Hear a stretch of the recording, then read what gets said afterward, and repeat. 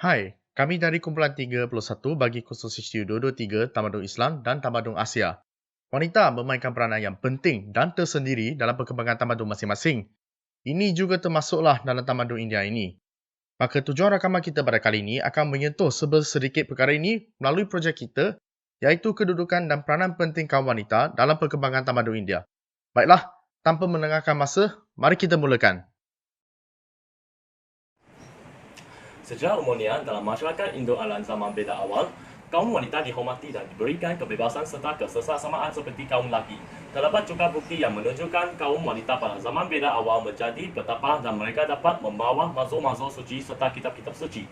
Selain itu, mereka juga diberikan peluang yang sama untuk mendapatkan pendidikan seperti kaum lelaki.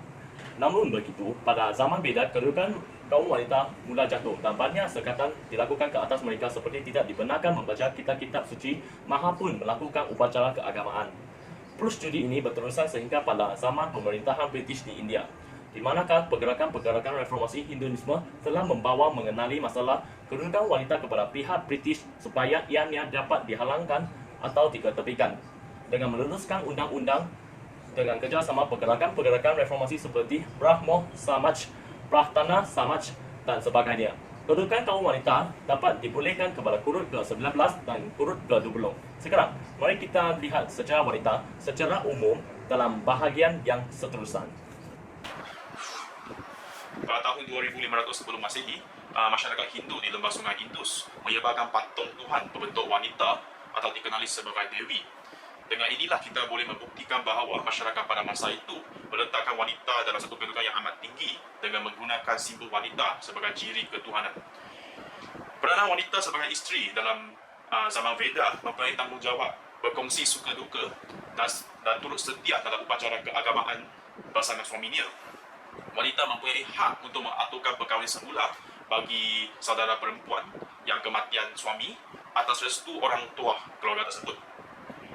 Wanita pada masa itu mempunyai hak untuk memiliki suami mereka sendiri kerana wanita pada masa itu dibenarkan berkahwin pada umur 16 tahun.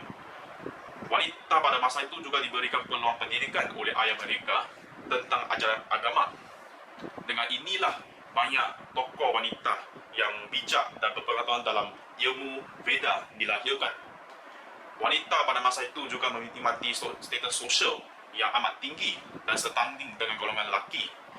Mereka juga bebas keluar daripada rumah dan berhak ke atas harta benda ayah mereka.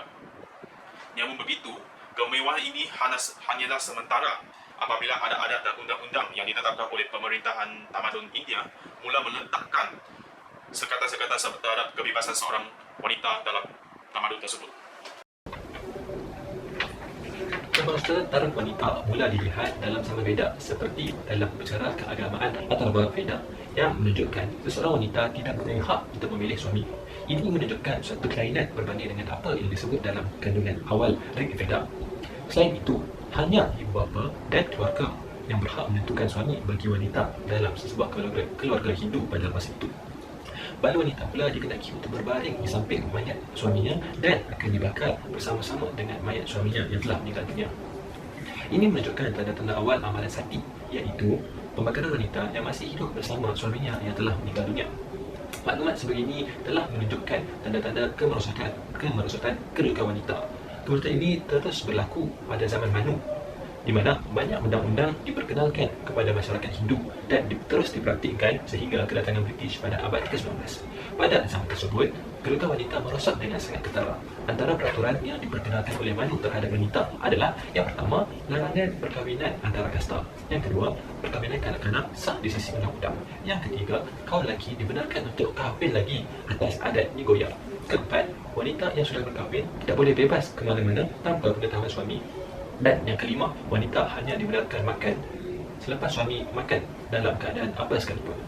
Zaman ini dilihat sebagai zaman gelap dalam sejarah wanita kerana kedudukan dan status mereka menurun secara mendadak.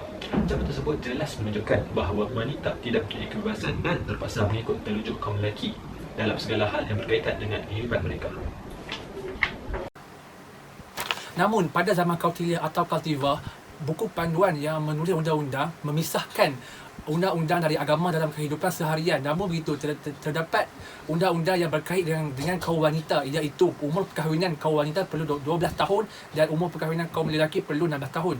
Konsep dowry diperkenalkan di mana bapa pengantin wanita perlu memberi hadiah kepada pengantin lelaki di dalam bentuk wang ataupun haiwan peliharaan. Poligami juga dibenarkan.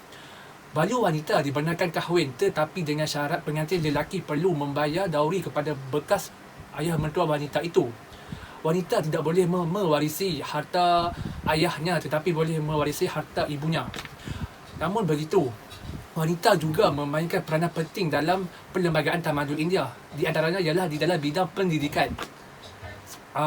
Tiada sekatan dikenakan ke atas mereka dalam mencari pendidikan, dan ia juga melahirkan pelbagai tokoh falsafah dan penyajak. Di antaranya ialah Nivari Viswara Srikata yang juga memberi sumbangan di dalam bidang ilmu matematik.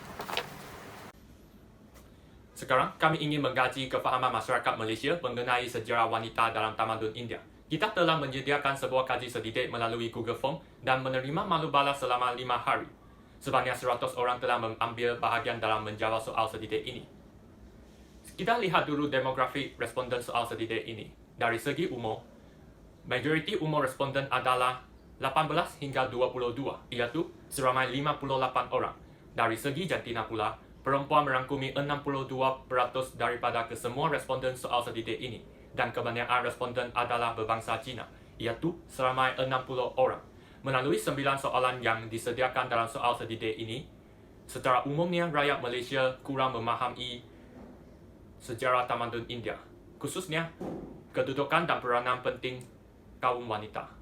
Sebagai contoh bagi soalan pertama, jawapan yang tepat ialah wanita tamadun India purba mempunyai taraf sosial yang tinggi pada zaman Veda, tetapi hanya 42 orang menjawab soalan ini dengan tepat. Seterusnya, bagi soalan kedua, hanya 35 orang menjawab betul. Jawapan yang tepat ialah perkahwinan tidak dilakukan secara paksaan terhadap kaum wanita pada zaman Veda. Bagi soalan ketiga, hanya 36 orang menjawab betul. Jawapan yang tepat ialah perkahwinan kanak-kanak tidak wujud semasa zaman Veda.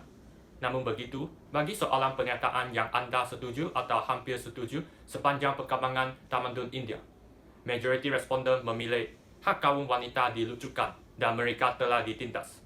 Pada masa kini, status sosial wanita telah diberikan perhatian dan hak kaum wanita telah dilindungi. Baiklah, itulah saja daripada kita. Sekian, terima kasih.